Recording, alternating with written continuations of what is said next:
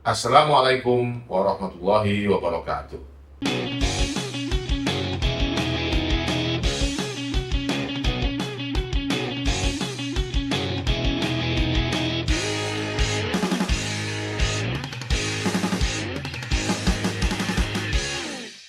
Kita berjumpa lagi dalam Hair Talk. Kita akan membahas berbagai permasalahan, memberikan analisis, dan mencari solusi. Indonesia baru, Indonesia masa depan, Indonesia kita.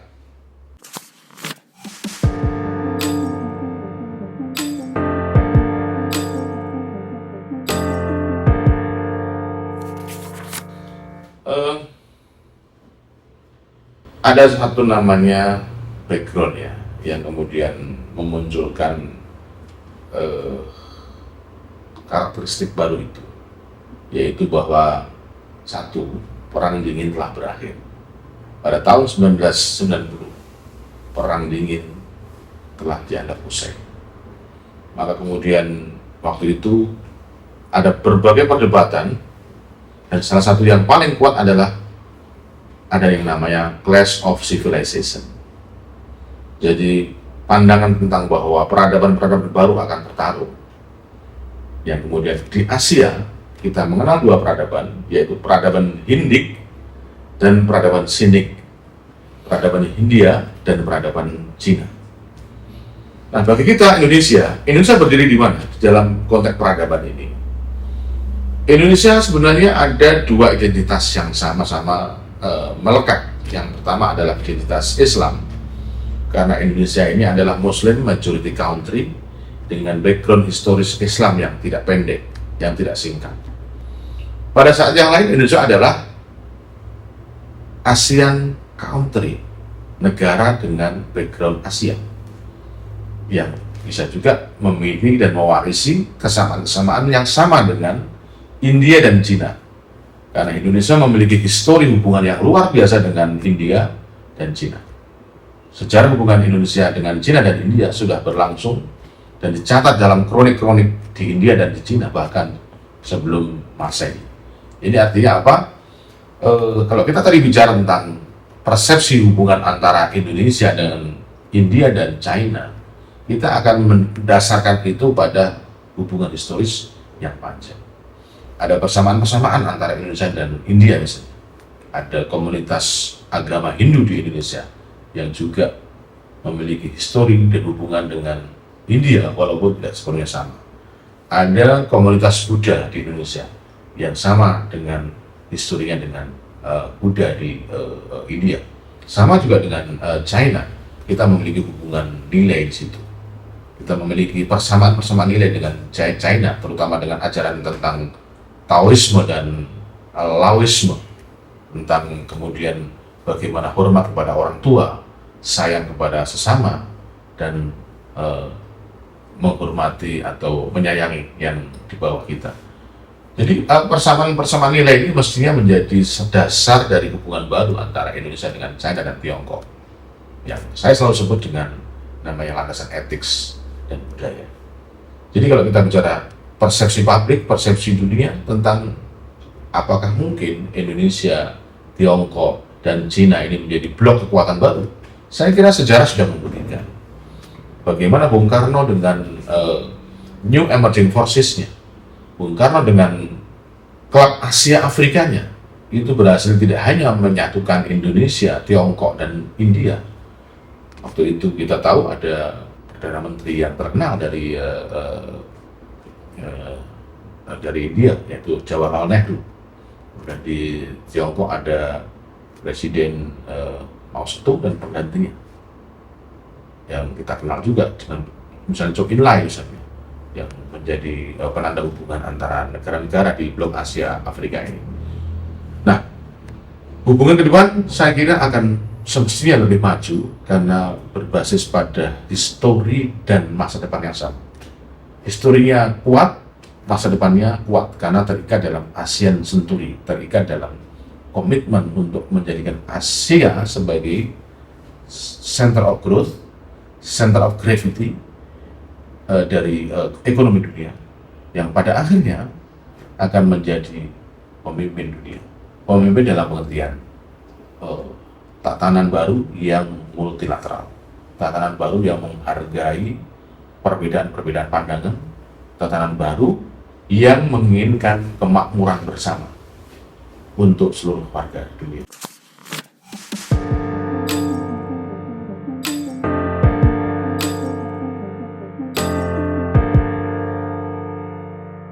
Indonesia memiliki opportunities dan challenges sekaligus. Opportunities-nya tentunya dalam momentum magnet Asia ini, Indonesia akan mendapatkan namanya abundance of opportunity, memiliki banyak sekali peluang terkait dengan geografi, sumber daya alam, sumber daya manusia, dan masa depan ekonomi. Tapi juga ada challenges, ada tantangan-tantangannya yang hari ini tentunya kita masih sedang menjawab dengan pemerintahan baru. Pak Prabowo misalnya, Pak Prabowo juga sedang berpikir bagaimana agar Indonesia dalam konteks komposisi demografis yang didominasi anak muda itu tidak terjebak dalam demographic trap yang semula menjadi dividen sosial itu menjadi malapetaka sosial.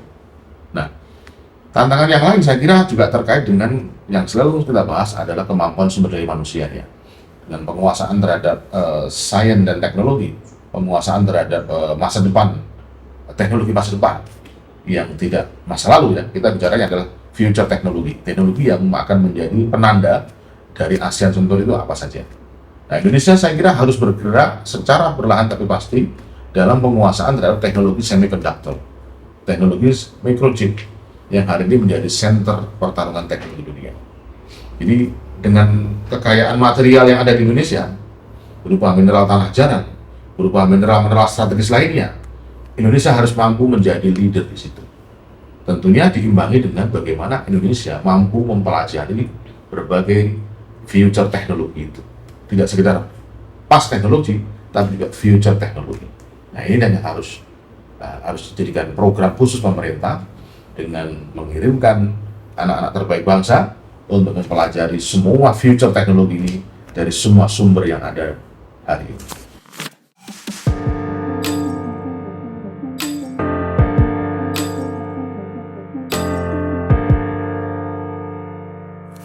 K-pop ini bermula dari suatu kesadaran identitas bahwa kita ini orang Korea, walaupun kita ada di dalam namanya gelombang barat ya, gelombang kemajuan barat, tapi kita tetap orang Asia, kita tetap orang Korea. Maka kemudian segala Western style and model itu diimbangi dengan namanya identitas Korea. Itulah yang kemudian menggelegar dengan namanya Korean Wave. Hari ini seluruh anak dunia, anak muda dunia terinspirasi, terikat bahkan menjadi fan dari Korean Wave ini, dari namanya K-pop segala macam. Nah, saya kira K-pop ini juga bisa menjadi pelajaran bagi Indonesia karena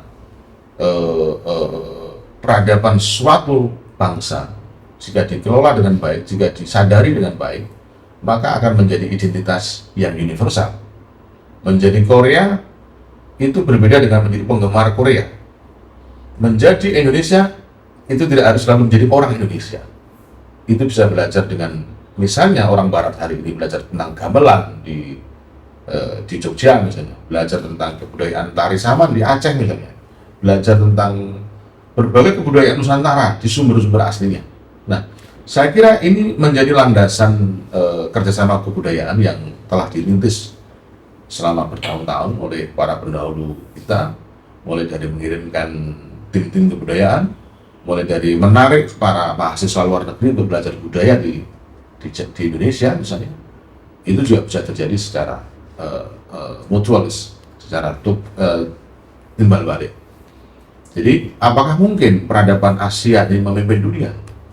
Sangat-sangat mungkin, karena itulah ciri dari peradaban baru, ciri dari namanya abad Asia ini, yaitu ketika soft power Asia yang berupa kebudayaan dan ekonomi itu mampu menjawab berbagai permasalahan di dunia. Jadi tadi saya katakan di awal bahwa saripati Buddhisme inilah yang kemudian membuat Asia mungkin bangkit bersama. Suka tidak suka, peradaban Buddhis telah menyapu bersih, meninggalkan satu jejak positif, yaitu cara berpikir yang damai, cara berpikir yang pasifis di dalam melihat berbagai permasalahan. Dan itulah namanya saripati kebudayaan yang muncul dari pengalaman selama berabad-abad sejarah Asia, mungkin bermilenia sejarah Asia. Ya.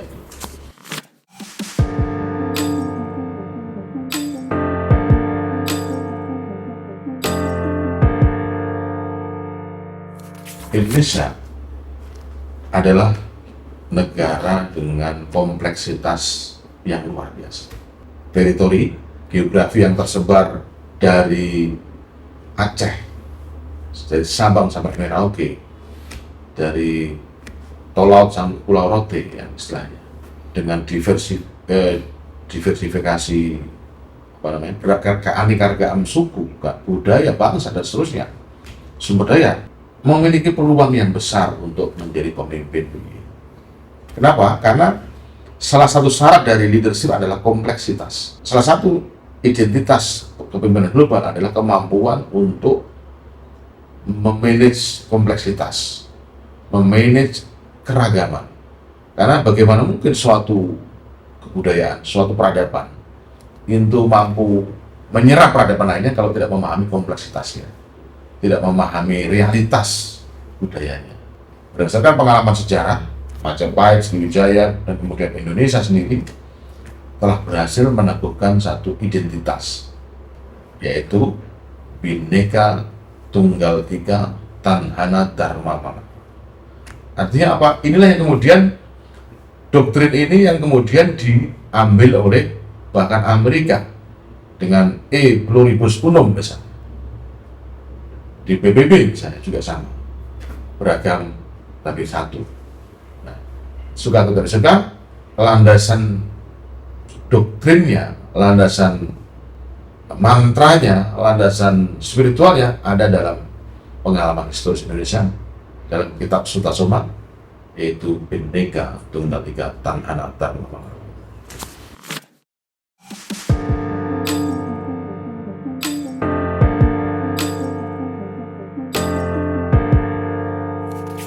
Dulu pernah ada namanya masyarakat ekonomi ASEAN. Sama juga di Eropa ada MEE, masyarakat ekonomi Eropa. Juga di Amerika ada berbagai regional arrangement yang kemudian menjadi kondisi dari namanya globalisasi. Jadi apakah mungkin masyarakat Asia bersatu? Sangat mungkin.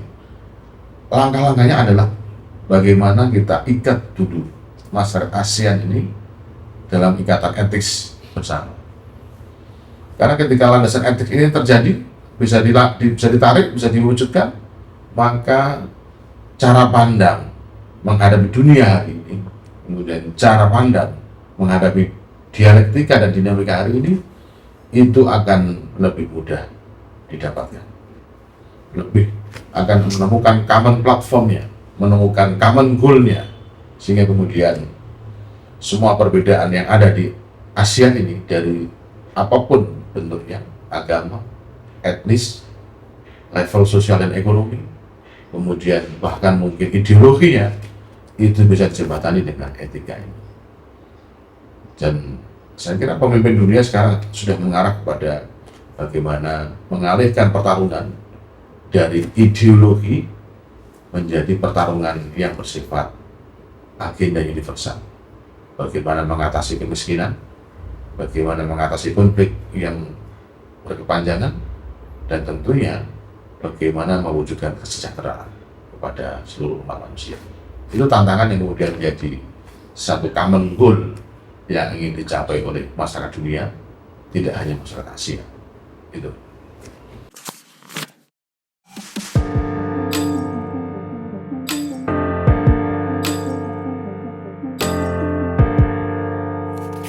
Saya mungkin lebih memaknai sebagai deruralisasi. Karena di sini akhirnya muncul kota-kota baru. Ya. hilangnya desa dalam pengertian lama menjadi kota.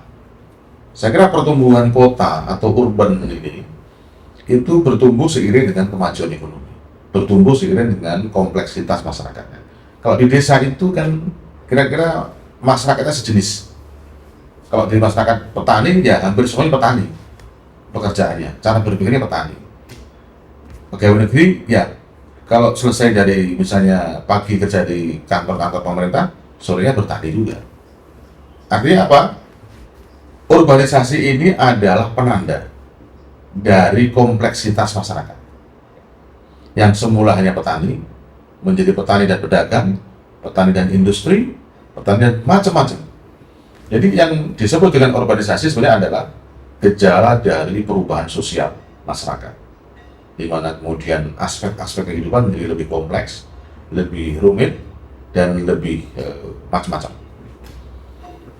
Bagaimana kita menghadapi situasi ini? Saya kira urbanisasi atau deurbanisasi itu jika dipandang dari sisi positif, bukan sesuatu yang mengancam sebenarnya. Kita anggapnya sebagai satu level kemajuan tertentu, di mana kemudian ada plus, ada minusnya. Plusnya adalah kemudian masyarakat akan menjadi saling tergantung, karena ada petani, ada pedagang. Petani ingin menjual barangnya, ada pedagang. Pedagang ingin komoditas, ada petani. Kemudian diolah dalam skala yang lebih maju, ada industri. Petani punya produk raw material, industri mengolahnya, pedagang menjual. Jadi saya kira ini sesuatu hubungan yang bersifat mutual, bersifat saling menguntungkan, sepanjang kemudian impact sosialnya yang dalam jangka panjang bisa dimitigasi. Saya kira dari pertumbuhan negara-negara manapun ya, urbanisasi atau deurbanisasi itu sesuatu yang pasti terjadi. Karena memang manusia itu prinsipnya ingin maju, ingin mendapatkan kemajuan, dan ingin menimbulkan, memberikan dampak bagi peradaban kemanusiaan. Artinya berarti pemerintahan Indonesia ke depan konsentrasi perekonomian di pedesaan itu akan dibuat lebih meningkat, sehingga urbanisasi dari desa kota itu berkurang gitu kurang. Kita maknai sebagai bahwa desa harus dibangun. Ya, desa harus dikembangkan, sehingga orang tidak berpindah ke tempat lain hanya untuk mencari penghidupan, tetapi kawasan itu dikembangkan sesuai dengan potensi, sesuai dengan opportunity-nya, sesuai dengan berbagai kondisi-kondisi yang ada. Sehingga pembangunan di satu daerah mungkin akan berbeda dengan pembangunan lain, karena posisinya berbeda, letak geografis berbeda, dan komoditasnya berbeda. Karena dalam setiap peradaban selalu ada nama komoditi. Komoditi ini menandai sebuah peradaban. Setiap masa akan berubah, akan tumbuh karakternya, akan berubah jenisnya, dan setiap generasi bebas menentukan apa yang akan menjadi komoditas unggulan atau menjadi ciri dari